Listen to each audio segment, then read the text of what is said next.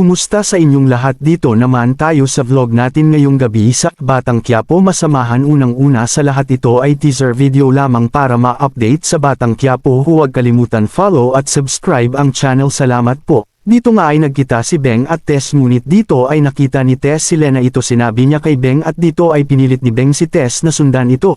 Si Bubbles at Tanggol ay nag-usap at inamin ni Tanggol kay Bubbles na tumakas ito kagabi pero bumalik ito. Sinabi ni Tanggol na makalaya rin tayo dito sa kulungan. Makasantos ay pinuntahan si Tanggol at sinabi na kausapin siya ni Chief Espinas ito kaya pumunta siya. Dito ay nag-usap si Don Ramon, Don Julio at Don Facundo tungkol sa negosyo na pagsama nila ito. Kinausap ni Chief Espinas si Tanggol at sinabi na huwag ka magsabi tungkol sa ginawa ko dito sa loob. Patuloy nag-usap si Don Facundo at mga Montenegro ito. Sinundan nila si Lena sa bahay nito.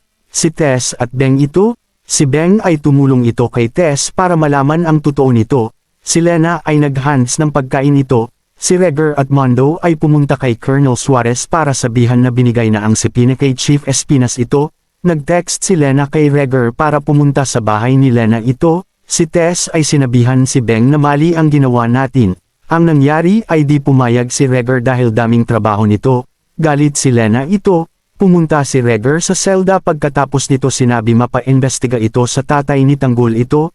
Tumawag si Congressman na makalaya si Samantha, ang anak ni Olga nito. Nagsabi si Mayor kay Tanggol na iba magalit si Chief Espinas ito. Abangan bukas sa Batang Quiapo. Huwag kalimutan follow at subscribe ang channel. Salamat po.